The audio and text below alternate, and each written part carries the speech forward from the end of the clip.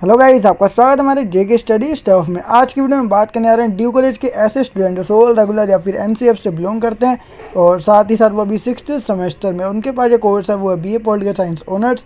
और इसके अंदर एक बुक जिसको आप सब ब्रेक भी कह सकते हो, वो अपनी India's foreign policy in a globalising world.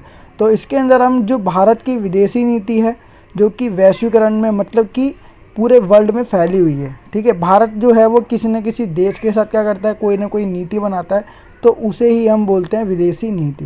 ठीक है, या फिर भारत के किसी के साथ अंतर्राष्ट्रीय संबंध होना, तो वही हम क्या कहलाती है, विदेशी नीति कहलाती है। बाकी इसी विदेशी नीति के बारे में हम जो भी इम्पोर्टेंट टॉपिक्स है या कह लो कि जो चैप्टर फर्स्ट है वो हम इस वीडियो में बात करने जा रहे हैं। तो वीडियो को स्टार्टिंग से एंड तक जोड़ देखना। तो चलते अपनी वीडियो की ओर एंड शुरू करते हैं अपनी वीडियो।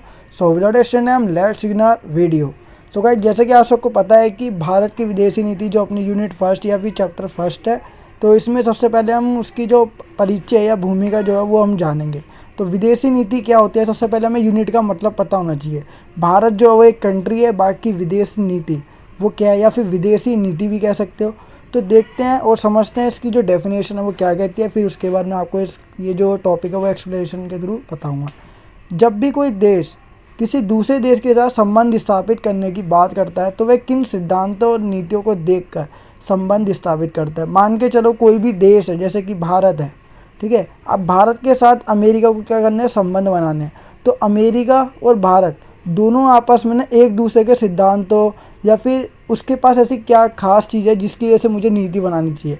जैसे कि अमेरिका के पास अगर बात करें तो अमेरिका के पास बहुत सारी सेना है, ठीक है, लेकिन भारत की सेना भी कम नहीं है, लेकिन फिर भी भारत जो है वो अमेरिका की सेना को देखकर संधि करता है, क्योंकि अमेरिका के पास कोई ना कोई क्या है, प्रॉपर्टी है, कोई ना कोई एक ऐसी चीज़ है जिसको देखकर भारत क्या हो रहा है, अट्रैक्ट हो रहा है। तो भारत ना उसकी सेना को देखकर उससे क्या करेगा, संबंध स्थापित करने की कोशिश करेगा। लेकिन ये बात दूसरे देश को पता नहीं चलनी चाहिए कि वो इस खास चीज़ का मतलब अमेरिका की जो सेना है उसका फ़ायदा उठाए।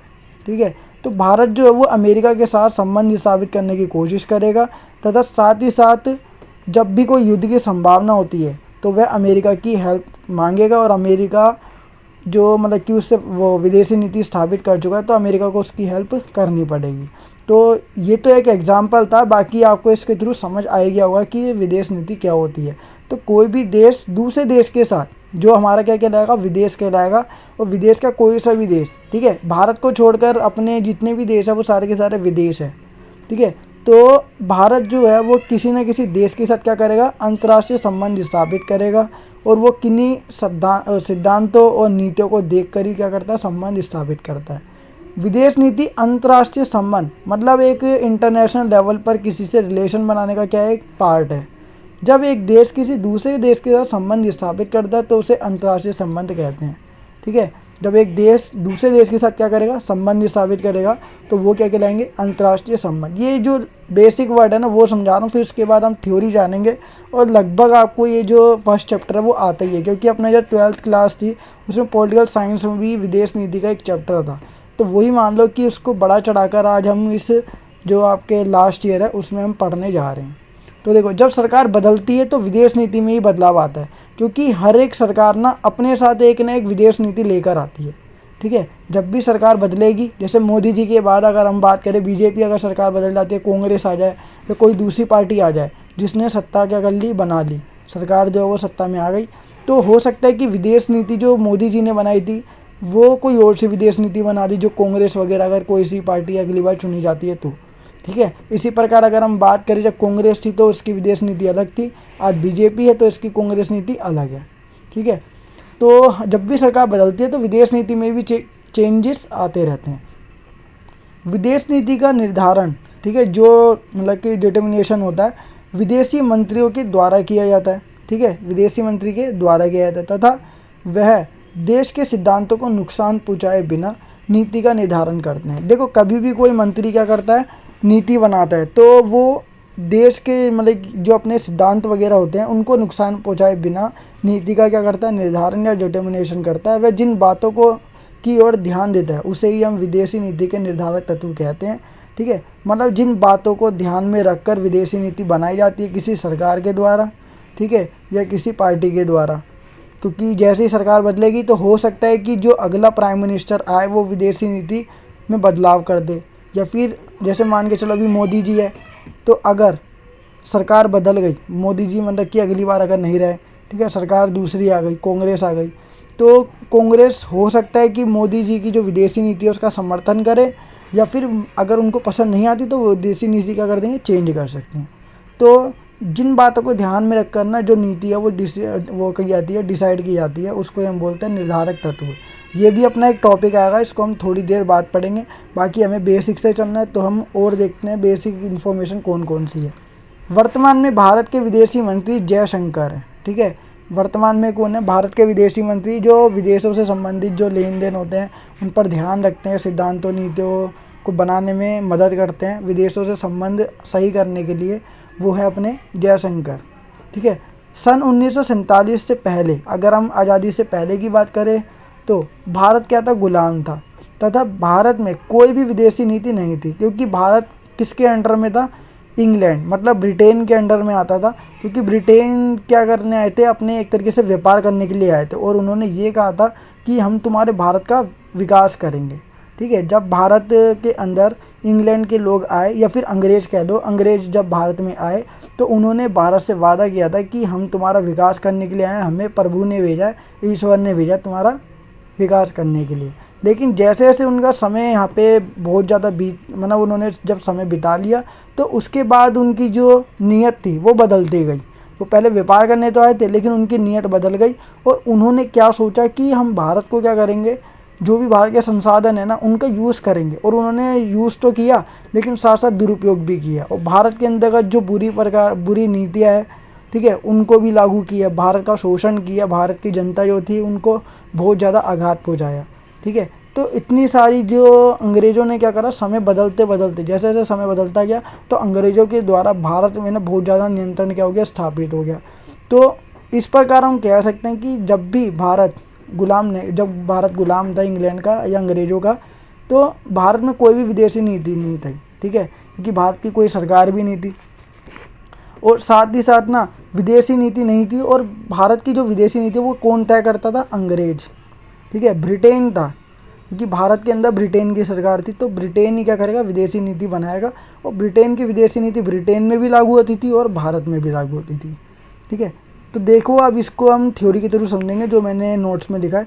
सन 1947 से पहले भारत गुलाम था, तथा भारत में कोई भी विदेशी नीति नहीं थी।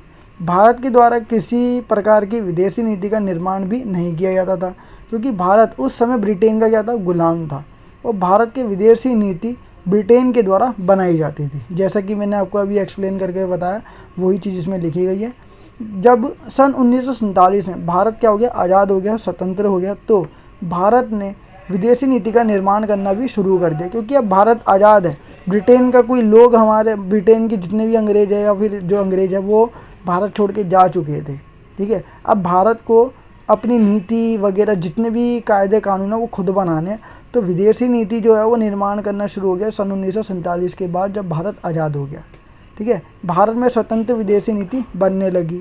और भारत की विदेशी नीति, अब ये तो अपना बेस था जो मैंने आपको बताया, ठीक है, ये थोड़ा हिस्ट्री से रिलेटेड है। अब बात करेंगे भारत की विदेशी नीति की, ये भी क्या हो जाएगी, एक तरीके से हिस्ट्री बता रहा है पूरी की पूरी। तो देखते हैं और समझते हैं। भारत लगभग 200 सालों तक ब्रिटेन का गुलाम रहा है, तथा वह ब्रिटेन के द्वारा बनाए जाने वाली सभी व्यवस्था का पालन करता रहा है, ठीक है, क्योंकि 200 सालों तक भारत क्या रहा था, ब्रिटेन का गुलाम, तो उसे ब्रिटेन की सारी बात माननी पड़ेगी, वरना वो ब्रिटेन के लोग क्या कर सकते हैं, या अंग्रेज़ लोग क्या कर सकते हैं, भारत के लोगों को आघात पहुँचाएंगे, ठीक है। जब भारत 15 अगस्त 1947 में आज़ाद हुआ, तो भारत के द्वारा विदेशी नीति का निर्माण किया जाने लगा, ठीक है। भारत के द्वारा विदेशी नीति का निर्माण किया जाने लगा जब भारत क्या हो गया था, आज़ाद हो गया था। तो भारत के लोगों के द्वारा जो विदेशी नीति वो निर्माण की मतलब उसका निर्माण किया गया था।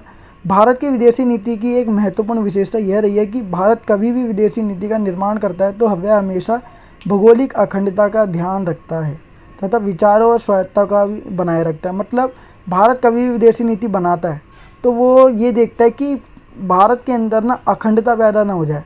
मतलब जैसे कि भारत और पाकिस्तान का विखंडन, मतलब खंडन हो गया, भारत दो भागों में क्या हो गया, बट गया, एक भारत कहलाया, दूसरा पाकिस्तान कहलाया। तो भारत कभी विदेशी नीति बनाता है तो वो भौगोलिक अखंडता को देखकर बनाता है, ठीक है। मतलब कि भारत की जो ज़मीन है उसको देखकर कि जो भी मैं विदेशी नीति बना रहा हूँ उससे किसी देश को या उससे किसी राज्य को या कोई क्षेत्र को या कोई समाज वगैरह उसको कोई दिक्कत तो नहीं है या कोई प्रॉब्लम तो नहीं है, ठीक है। तो इस बात को ध्यान में रखकर ही वो विदेशी नीति का निर्माण करता है तथा विचारों और स्वायत्तता मतलब स्वतंत्रता जो रियायतें होती है, छूट होती है, उसको बनाए रखता है, ठीक है। कि मैं उस विदेश से मतलब उस देश से क्या करूँगा, संबंध स्थापित करूँगा जो मेरे को गुलाम ना बना पाए, ठीक है। मतलब मेरे को आज़ादी रहनी चाहिए जिस भी देश से मैं क्या कर रहा हूँ, विदेशी नीति स्थापित कर रहा हूँ।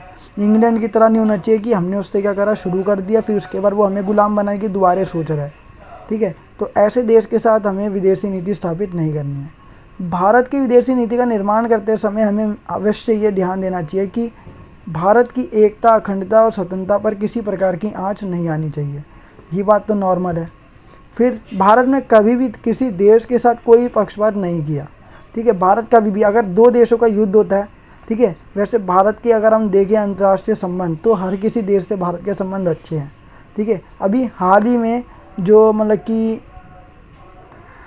रूस और यूक्रेन का जो युद्ध हुआ था तो उसमें भारत का समर्थन देखने के लिए लोग बहुत ज़्यादा बेताब थे पूरे विश्व में।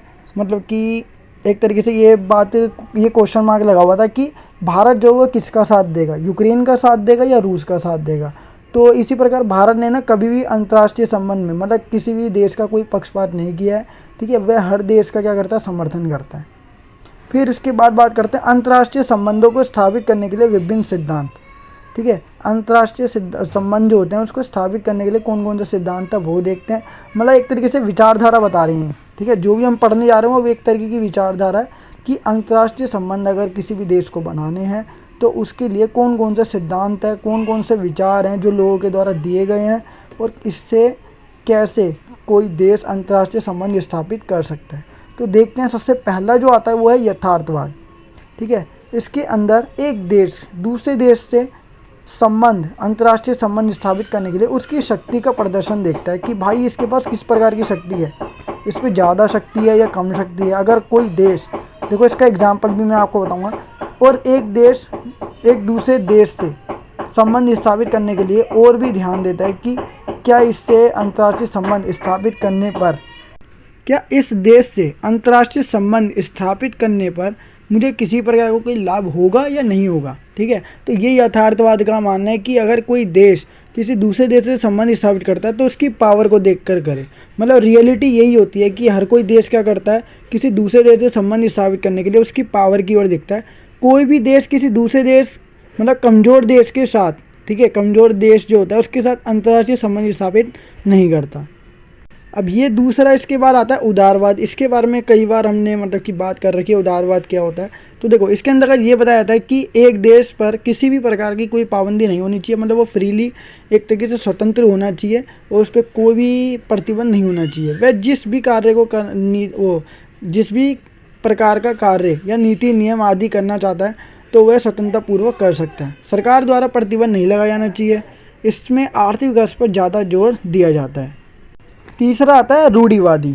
तो इसके अंदर बताया गया है, देखो उनके अनुसार मतलब जो रूढ़िवादी लोग हैं उनके अनुसार किसी भी देश को वर्तमान में किसी प्रकार की कोई नई नीति बनाने की जरूरत नहीं है, ठीक है। देश को हजारों सालों पुरानी नीतियाँ बनानी चाहिए, ठीक है, जो बहुत साल पहले बनाई गई थी उन्हीं का पालन करना चाहिए और जो उनके पूर्वज के द्वारा बनाई गई थी।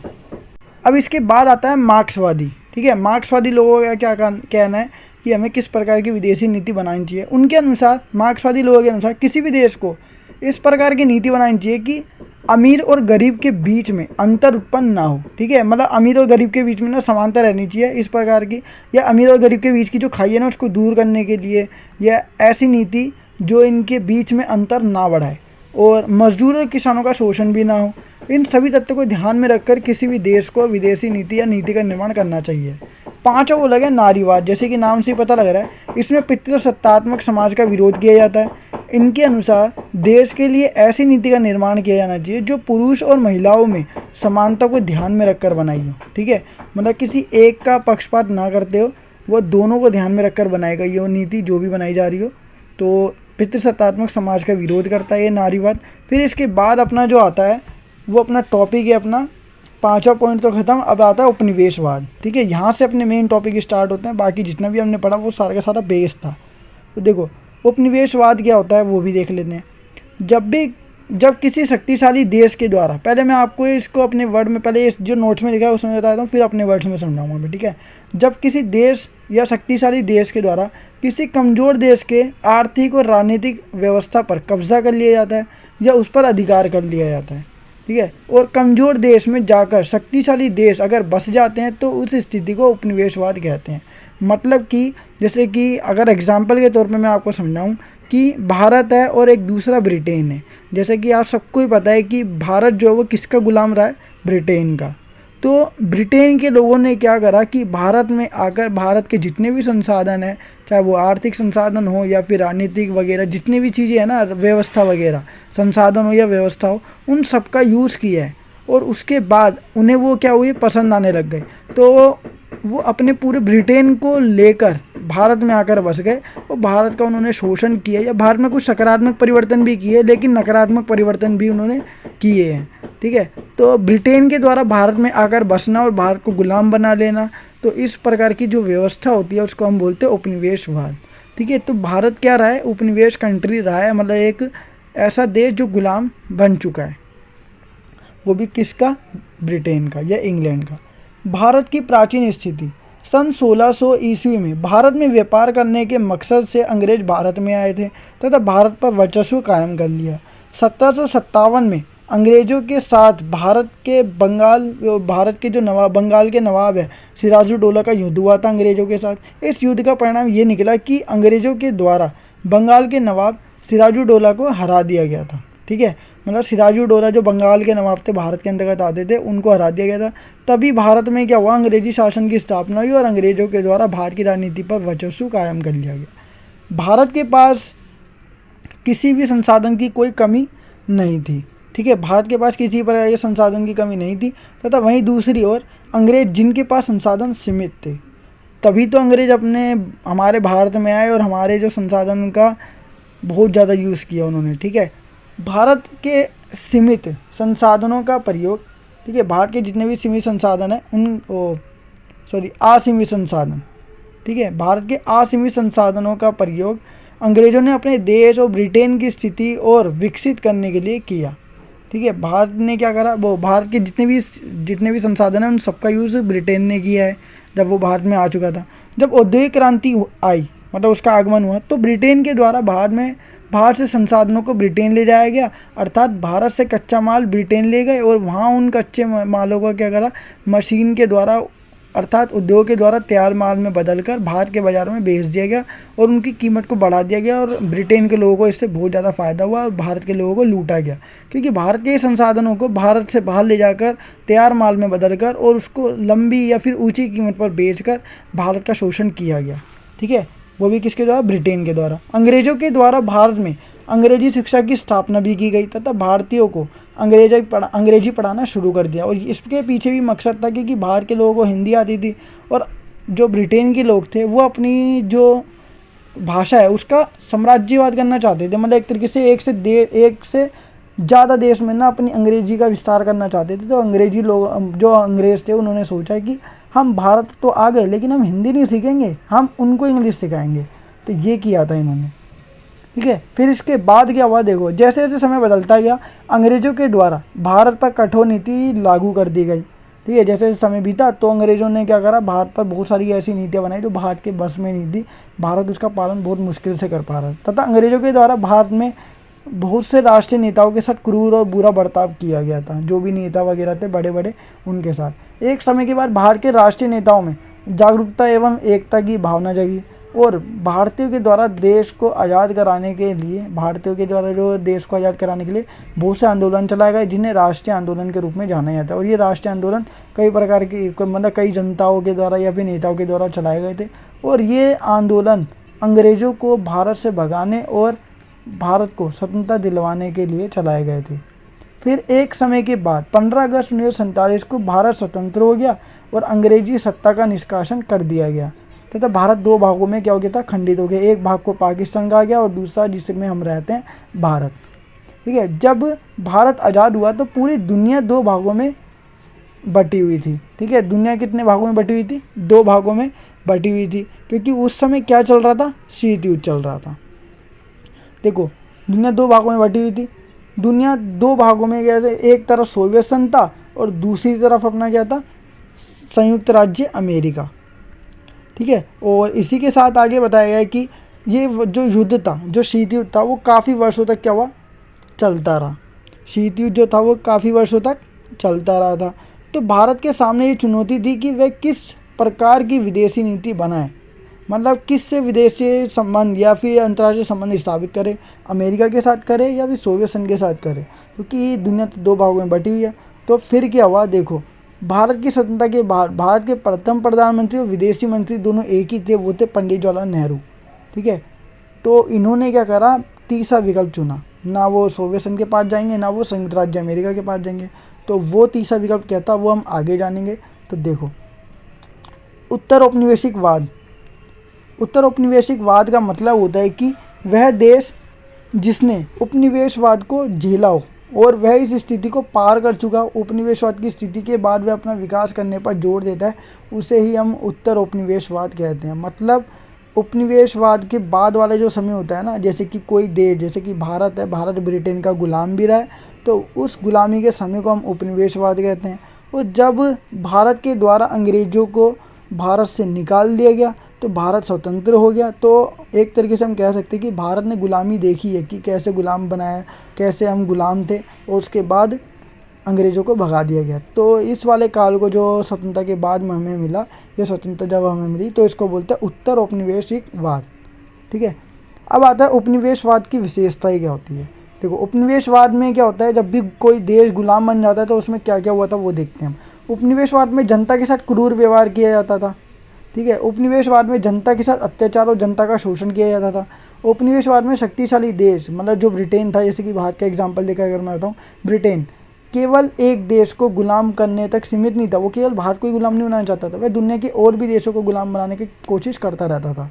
ठीक है, क्योंकि कोई भी देश अगर एक देश को गुलाम बना लेता है, दूसरे देश को, ठीक है, तो वो यही नहीं सोचता कि मेरे को बस यही कंट्री क्या करना, गुलाम बनाना, मैं और भी कंट्री को बनाने की कोशिश करूँ। और ब्रिटेन इकलौता ऐसा देश है जिसने 100 से ज़्यादा कंट्री को क्या बना रखा? गुलाम बना रखा था। ठीक है, या उन पर कब्जा कर रखा था। उपनिवेशवाद में शक्तिशाली देश जिसने किसी देश को गुलाम बनाया हो, ठीक है, वह उस देश में जाकर बस जाता है तथा उस देश के संसाधनों का प्रयोग करता है, जैसे कि भारत के संसाधनों का प्रयोग किया है। उपनिवेशवाद में शक्तिशाली देश के द्वारा, जो ब्रिटेन है, कमज़ोर देशों के सांस्कृतिक, राजनीतिक और आर्थिक क्षेत्र में परिवर्तन करने की कोशिश की जाती है, सारी स्थिति को बदल दिया जाता है तथा शक्तिशाली देश के राजनीतिक, आर्थिक और सांस्कृतिक क्षेत्रों को कमज़ोर क्षेत्रों में लागू करने की कोशिश की जाती है। शक्तिशाली देश के द्वारा कमज़ोर देश को सबसे पहले ये बताया जाता था कि हम तुम्हारे देश में तुम्हारा विकास करने के लिए आए हैं, तथा बाद में उन्हीं के संसाधनों का प्रयोग करके उन्हीं को गुलाम बना लेते हैं, ले जाते हैं तथा उन्हीं के देश में बस जाते हैं। देश के अंदर मौजूद प्राचीन परंपराओं को बदलना और उनका उन्मूलन करना भी ये शक्तिशाली देश क्या करते थे, किसी भी देश में जाते थे, उनकी जो प्राचीन परंपराएं उनको नष्ट कर देते थे, उनका उन्मूलन कर देते थे और खुद की स्थापना जो वो थी व्यवस्था वो लागू कर देते थे। ठीक है, भारत में उपनिवेशवाद के समय हुए सकारात्मक परिवर्तन क्या थे? देखो, रेल का आरंभ, इसको मैं पढ़ूंगा नहीं, इसको मैं ऐसे ही समझा देता हूँ। देखो, भारत में जब उपनिवेश आ गया था, मतलब भारत क्या हो चुका था? गुलाम। तो ब्रिटेन जिसने क्या करा था? भारत को गुलाम बना रखा था, उन्होंने भारत पर कुछ सकारात्मक परिवर्तन भी छोड़े। उन्होंने भारत को गुलाम तो बनाया, साथ ही साथ भारत के अंदर रहकर रेल का विकास भी किया, लेकिन उन्होंने अपने फ़ायदे के लिए किया था, ताकि वो कच्चा माल यहाँ से ले जाकर तैयार माल वहाँ वापस ला सके और कम समय में ला सके। ठीक है, क्योंकि जो मतलब कि जलमार्ग होता था, ठीक है, जहाज़ वगैरह से जाने में समय ज़्यादा लगता था, तो रेल से जाएंगे तो जल्दी आ जाएंगे। तो ये था। दूसरा, कृषि का व्यवसायीकरण का आरंभ। ठीक है, अंग्रेज जो थे उन्होंने कृषि के व्यवसायीकरण का भी जो आरंभ था वो शुरू किया था। ठीक है, और साथ ही साथ आधारिक संरचना का विकास करना। ठीक है, अंग्रेज़ों के द्वारा आधारिक संरचनाएं होती है उनका विकास किया गया था। अंग्रेज़ों के द्वारा जो मतलब विकसित आधारिक ढांचे ने देश में अकाल के फैलने को रोकने में विशेष योगदान दिया है। टेलीग्राम और डाक सेवाओं ने भी भारतीय जनता को क्या दी? सुविधाएं दी। फोर्थ आता है अपना शिक्षा का प्रोत्साहन, मतलब शिक्षा को फैलाना तथा कुछ सामाजिक सुधार किए। देखो क्या हुआ कि अंग्रेज अंग्रेजी भाषा में भारत में पाश्चात्य शिक्षा को प्रोत्साहित किया गया। मतलब भारत में ना पश्चिमी देशों की जो शिक्षा थी वो भारत में भी आने लगी, जिससे क्या हुआ, थोड़ा सा भारत क्या हो गया था, विकास की ओर चल रहा था। अंग्रेजी भाषा भारत के बाहर की दुनिया को जानने के लिए एक खिड़की बनी। ठीक है, अंग्रेजी भाषा क्या हुआ, भारत के लोगों ने क्या करा, अंग्रेजी भाषा सीखी। वो भी किसने सिखाई थी, अंग्रेज़ों ने ही भारत को सिखाई थी। क्योंकि भारत के अंदर जब अंग्रेज आए थे तो उन्होंने ये नहीं सोचा कि हम क्या करेंगे, हिंदी नहीं सीखेंगे, बल्कि हम उधर जाकर लोगों को हिंदी नहीं इंग्लिश सिखा देंगे। ठीक है, क्योंकि हमें हिंदी नहीं सीखनी, हमें उनको क्या सिखानी है, इंग्लिश सिखानी है। तो उन्होंने क्या करा, भारत के लोगों को अंग्रेजी सिखा दी। तो ताकि फिर क्या हुआ, ये ना अंग्रेज मतलब भारत के लिए एक बढ़िया वो बन गया। ठीक है, वो मतलब कि एक तरीके से कह सकते हो कि भारत के लिए बहुत बढ़िया हुआ कि भारत के लोगों को अंग्रेजी सीखने का मौका मिला। क्योंकि इससे क्या हो सकता है कि अगर भारत के व्यक्ति कोई भी व्यक्ति दूसरे देश में जाता है तो वो उसकी भाषा को समझ सकता है। तो भारत के लिए क्या बन गई, एक खिड़की बन गई बाहर जाने के लिए। ठीक है, बाहर झांकने के लिए। इसने भारत को विश्व के अन्य हिस्सों से जोड़ा। अंग्रेजों ने भारत में सती प्रथा भी प्रतिबंधित की, मतलब सती प्रथा पर रोक लगा दी, जिसमें क्या होता था, एक अगर पति किसी का मर जाता था तो उसकी पत्नी को जिंदा जला दिया जाता था। तो इस प्रकार की जो व्यवस्था थी ना वो ख़त्म कर दी थी, विधवा को जलाना। ठीक है, अर्थात विधवा पुनर्विवाह और अधिनियम की भी उद्घोषणा की। ठीक है, पुनर्विवाह कर सकते हैं, अगर कोई विधवा हो जाती है तो उसको दोबारा से क्या करना चाहिए, अपना विवाहित जीवन बिताना चाहिए किसी दूसरे के साथ विवाह करके। तो इस पर क्या करा, उसने जोड़ दिया था ताकि सती प्रथा पर रोक लगाई जा सके। और राजा राम मोहन राय या फिर बहुत से जो अपने भारत के नेता थे या फिर जो विद्वान थे उन्होंने इनका साथ दिया था। ठीक है, लॉर्ड विलियम बेटिक थे जिन्होंने क्या करा था, सती प्रथा का उन्मूलन किया था, जो ब्रिटेन के थे, इंग्लैंड के थे। भारत का एकीकरण, अंग्रेजी शासन से पहले भारत छोटे छोटे राज्यों तथा सीमाओं में बटा हुआ था। ठीक है, क्योंकि मुगल हुआ करते थे और मुगल ना हर एक राज्य का अलग अलग हुआ, मतलब मुगल का शासन था और हर एक राजा अलग अलग राज्य में, मतलब अलग अलग राज्य में हर एक राजा हुआ करता था। ठीक है, अलग अलग राजा हुआ करते थे। आज़ादी के युद्ध के नाम पर अंग्रेज भारत और भारतीयों को एकीकृत करने का एक कारण बन गए। ठीक है, 6th पॉइंट आता है, एक कुशल तथा शक्तिशाली प्रशासन का उदाहरण। अंग्रेजों ने अपने पीछे एक कुशल और शक्तिशाली प्रशासन का उदाहरण रख छोड़ा, जिसका भारतीय नेता अनुसरण मतलब कॉपी कर सकते थे। ठीक है, इसके बाद बोला गया उत्तर औपनिवेशिक राज्य, जो मैंने 6 पॉइंट आपको बताया ना कि सकारात्मक प्रभाव जो भारत के अंदर विदेशियों के द्वारा छोड़े गए थे, ब्रिटेन के द्वारा। तो इसमें से आप 2-3 पॉइंट लिख सकते हो। ठीक है, फिर उसके बाद आता है उत्तर औपनिवेशिक राज्य। देश के गुलामी से स्वतंत्र होने के बाद, देश जब गुलामी से स्वतंत्र हो गया तो उसके बाद स्थिति को उत्तर औपनिवेशिक राज्य की संज्ञा दी गई। ठीक है, उत्तर का मतलब होता है बाद, औपनिवेशिक मतलब होता है गुलामी के बाद वाले समय कैसे रहे थे, राज्य की स्थिति कैसी थी वो। ठीक है, अब आता है एक इसकी डेफिनेशन और पढ़ लेते हैं। शक्राफ्ट ग्रिफ्थिस के द्वारा क्या कहा गया है, ये इंपॉर्टेंट है। इन्होंने कहा कि हम गुलामी के बाद से लेकर अब तक साम्राज्यवादी प्रक्रिया से प्रभावित सभी संस्कृति को अगर हम समाविष्ट करते हैं तो उसे ही उत्तर औपनिवेशिक कहा जाता है।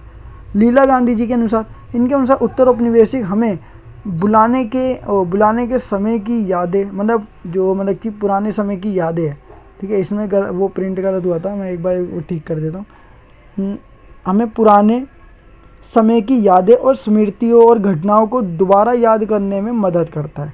ठीक है, मतलब उत्तर औपनिवेशिक जो होता है वो जो भी हमारे साथ उपनिवेशवाद के समय हुआ था, गुलामी के समय हुआ था, उनको याद करने, साथ ही साथ स्मृति घटना वगैरह जितनी भी पुरानी समय की यादें थी ना, उसको दोबारा याद करने में मदद करता है कि हमारे साथ ये हुआ था, देखो इस प्रकार की स्थिति दोबारा ना आए, तो हमें विदेशी नीति ध्यान में रखकर बनानी चाहिए।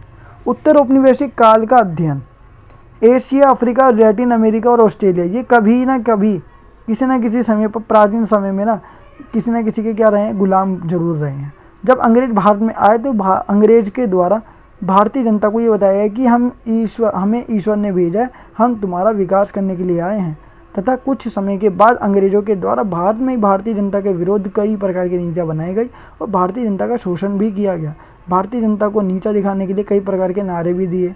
ठीक है, जैसे कि कोई मतलब कि अंग्रेजों के द्वारा भारत में कोई भी संस्था, इंस्टीट्यूट वगैरह का स्थापित किया जाता था तो वो ये कहते थे डॉग्स आर नॉट अलाउड, मतलब वो ये कहते थे कि कुत्तों का आना मना है। ठीक है, क्योंकि भारत को वो कुत्ता ही कहते थे, भारत की जितनी भी जनता है ना उनको वो डॉग्स कहते थे। कौन? अंग्रेजी लोग। तो वो ना ज़्यादातर ये बैनर वगैरह जो होता है बैनर वगैरह वो लगा देते थे या पोस्टर वगैरह लगा देते थे। कोई भी अगर इंस्टीट्यूट वगैरह या मॉल वगैरह वो स्थापित करते थे भारत के अंतर्गत, तो वो लिख देते थे black dogs are not allowed, ठीक है। तो ये सब लिखते थे वो। तो इसने ना मतलब भारत में आकर भारत के लोगों को पहले बोला कि हमें ईश्वर ने भेजा, हम तुम्हारी हेल्प करेंगे, ये करेंगे वो करेंगे, लेकिन किया क्या, black dogs are not allowed ये लिख दिया, बस ख़त्म। फिर उत्तर औपनिवेशिक काल का जन्म, अब देखते हैं कैसे हुआ था। उत्तर औपनिवेशिक काल मतलब जैसे कि मैंने आपको बताया कि उत्तर औपनिवेशिक काल का वही होता है, मतलब कि जो भी भारत जो देश था वो गुलाम था, फिर जब वो गुलामी से क्या हो जाता है, निकल जाता है, फिर उसके बाद वाला जो समय होता है ना उसको ही हम क्या बोलते हैं, उत्तर औपनिवेशिक काल बोलते हैं। उत्तर औपनिवेशिक काल का जन्म विकासशील देश जिनको पहले गुलाम बनाया गया था उनके द्वारा किया गया, क्योंकि उत्तर औपनिवेशिक काल का मतलब होता है कि ऐसे देश जो पहले उपनिवेशवाद थे मतलब गुलाम थे तथा अब वह उपनिवेश से बाहर आ चुके हैं, अर्थात आज़ाद हो चुके हैं, और इसे ही हम क्या बोलते हैं, उत्तर औपनिवेशिक काल कहते हैं। उत्तर औपनिवेशिक काल के लिए भारत का विचार कैसा है वो देखते हैं। भारत के विदेशी नीति के अंतर्गत नैतिकता को एक महत्वपूर्ण स्थान दिया गया है, ठीक है। मॉरलिटी जो होती है या अच्छे विचारों को बहुत ज़्यादा इम्पोर्टेंट जो प्लेस है वो दिया गया। भारत की विदेशी नीति समतामूलक अंतर्राष्ट्रीय देश के हित में होनी चाहिए, ठीक है। समतामूलक अंतर्राष्ट्रीय देश के हित में होनी चाहिए।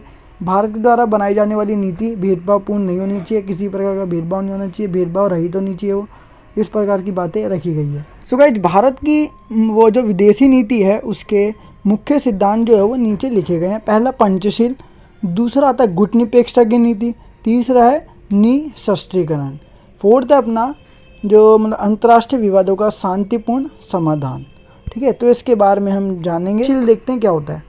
भारत सभी देशों विशेष रूप से बड़ी शक्तिशाली और पड़ोसी देशों के साथ शांतिपूर्ण और मैत्रीपूर्ण मतलब दोस्ती वाले संबंध चाहता है, ठीक है, जो भी आसपास के देश हैं उनके साथ।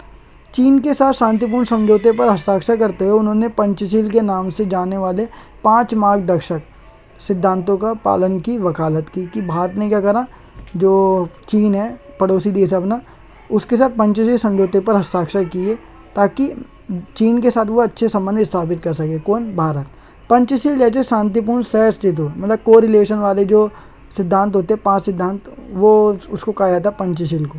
पर 29 अप्रैल 1954 को हस्ताक्षर किए गए थे इस पर पंचशील समझौते पर चीन और भारत के बीच में, और तब से ये अन्य देशों के साथ भारत के द्विपक्षीय संबंधों का एक मार्गदर्शक सिद्धांत बन गया, ठीक है।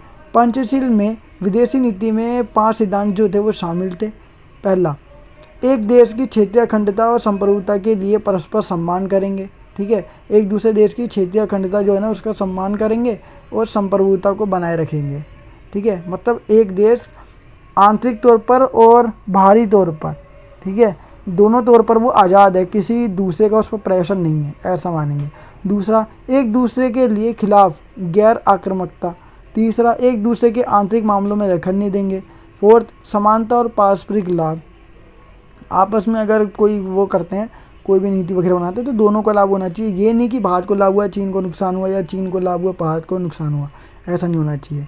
फिफ्थ आता है शांतिपूर्ण सहअस्तित्व, बना के रखेंगे आपस में शांतिपूर्ण, कोई भी अगर बात होती है तो उसको युद्ध की जगह हम बातचीत के द्वारा सॉल्व करेंगे। ये थोड़ी बहुत बातें पंचशील के इन सिद्धांतों के बाद, ठीक है, पंचशील के इन सिद्धांतों के बाद में इंडोनेशिया में 1955 में आयोजित एफ्रो एशियन सम्मेलन में मतलब साइन करके बांडुंग घोषणा में शामिल किया गया था। वे गुटनिरपेक्षता आंदोलन NAM के मूल सिद्धांत हैं और अभी भी भारत की विदेशी नीति का संचालन का मार्गदर्शन करते हैं। दूसरा आता है गुटनिरपेक्षता की नीति। तो देखो, गुटनिरपेक्षता भारत की विदेशी नीति में सबसे महत्वपूर्ण विशेषता रही है, सिद्धांत है भी, ठीक है। इसका मूल तत्व संयुक्त राज्य अमेरिका सोवियत संघ के द्वारा गठित किसी भी सैन्य गठबंधन, ठीक है, जैसे कि नाटो, सीटो, सेंटो जो बनाए गए थे और वार्सा पैक्ट बनाया गया था। अमेरिका के द्वारा नाटो, सीटो, सेंटो और संयुक्त सोवियत संघ के द्वारा क्या बनाया गया था, वार्सा पैक्ट बनाया गया था। ये सैन्य संगठन है, तो इनमें भारत को या फिर जो भी आज़ाद हुए देश हैं उनको शामिल नहीं होना। विदेशी मामलों में स्वतंत्र बनाए रखना, ये गुटनिरपेक्षता कहलाता है, जो दूसरे विश्व युद्ध के बाद शीत युद्ध की राजनीति में एक महत्वपूर्ण पहलू के रूप में उभरा था। क्या बताया गया? अंतर्राष्ट्रीय शांति और सुरक्षा।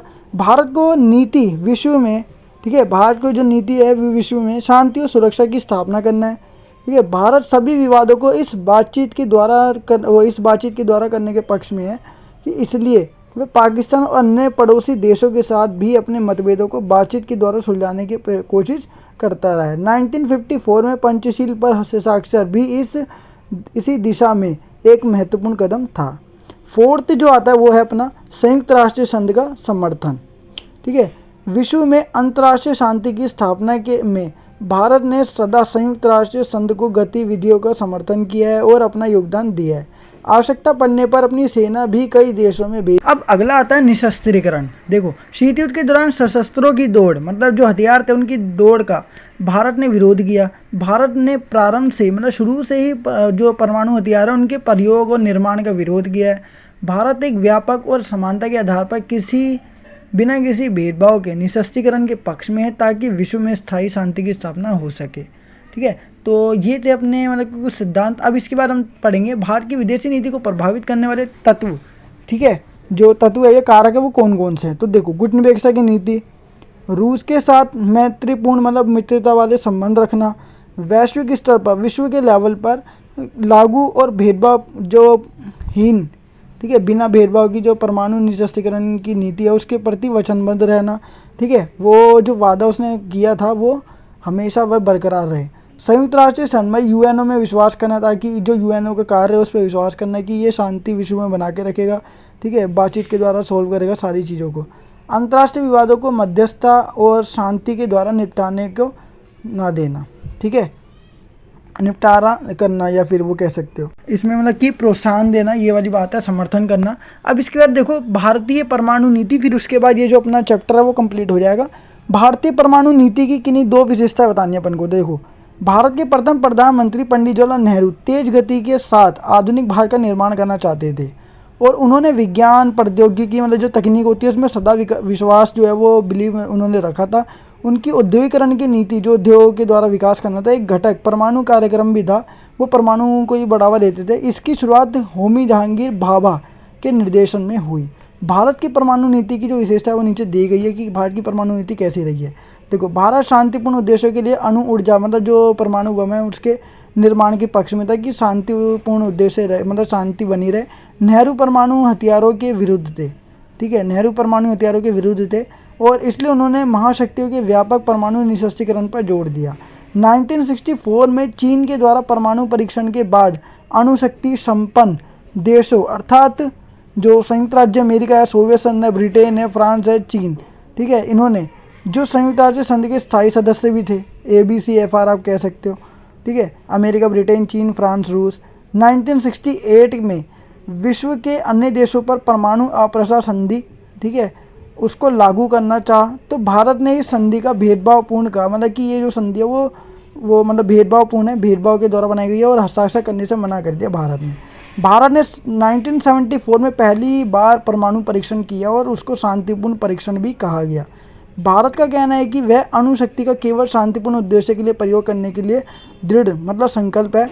भारत ने परमाणु अप्रसार मतलब जो परमाणु अप्रसार संधि है उसके लक्ष्य को ध्यान में रखकर की गई संधियों का विरोध किया, क्योंकि यह संधियां उन देशों पर लागू की जानी चाहिए जो परमाणु शक्ति से हीन है, जिनके पास परमाणु हथियार नहीं है।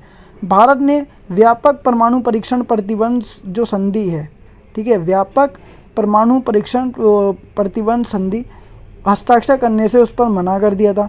भारत ने अपनी परमाणु नीति में ये कहा कि वह अपनी रक्षा के लिए ही परमाणु हथियार रखेगा, परंतु इन हथियारों का प्रयोग पहले नहीं करेगा, पहले दूसरा देश फोड़ेगा फिर उसको फोड़ेगा वो। ठीक है, फिर इसके बाद बोला गया भारत की परमाणु नीति में ये दोहराया गया कि भारत वैश्विक स्तर पर लागू और भेदभावहीन जो परमाणु निशस्त्रीकरण के प्रति वचनबद्ध है, ताकि परमाणु हथियारों से मुक्त विश्व की रचना हो सके। ऐसा विश्व हो जिसमें परमाणु हथियारों का कोई स्थान ही ना हो, क्योंकि परमाणु हथियार जो है वो प्रयोग करने पर उस देश को तो हानि होगी जिस पर वो फोड़ा जा रहा है, लेकिन उसके आसपास के देशों पर भी उसका नकारात्मक प्रभाव पड़ सकता है। इसलिए परमाणु हथियारों से मुक्त विश्व की रचना करने के पक्ष में है, भारत ऐसा मानता है। तो परमाणु नीति के साथ अपना जो ये चैप्टर नंबर 1 है वो कंप्लीट हो जाता है। बाकी इसके 1-2 टॉपिक और बचे हैं, लेकिन वो इम्पोर्टेंट नहीं है, उसका जिक्र बिल्कुल भी आपके एग्जाम में नहीं किया जाएगा। जो दक्षिण अफ्रीका है, ठीक है, साउथ अफ्रीकन, उससे रिलेटेड भी कोई क्वेश्चन नहीं आने वाला, तो उस टॉपिक को आप स्किप कर सकते हो। ठीक है, तो गाइस ये थी अपनी आज की वीडियो। आई होप गाइस आपको वीडियो जरूर पसंद होगी। अगर आपको वीडियो पसंद है तो वीडियो को लाइक शेयर कमेंट करना बिल्कुल ना भूलिए। बाकी मैं कोशिश करूँगा जल्द से जल्द आपका सिलेबस कंप्लीट हो जाए, क्योंकि अपने पास एक ही दिन बचा है कल का। तो मैं आज कोशिश करूँगा कि ज़्यादा से ज़्यादा जो यूनिट है वो कंप्लीट करवा दूँ। वैसे अपनी 6 यूनिट है जिसमें से एक कंप्लीट हो चुकी है, चैप्टर नंबर फर्स्ट या यूनिट फर्स्ट। बाकी इसको मैं जल्दी जल्दी बनाऊंगा, क्योंकि फर्स्ट चैप्टर ही था जो बड़ा था, और इससे 1 या 2 क्वेश्चन आपके एग्ज़ाम में आने को मतलब आपको देखने को मिलेंगे। ठीक है, तो यही थी अपनी आज की वीडियो। तो मिलते हैं अपनी नेक्स्ट वीडियो के साथ। So thanks for watching this video.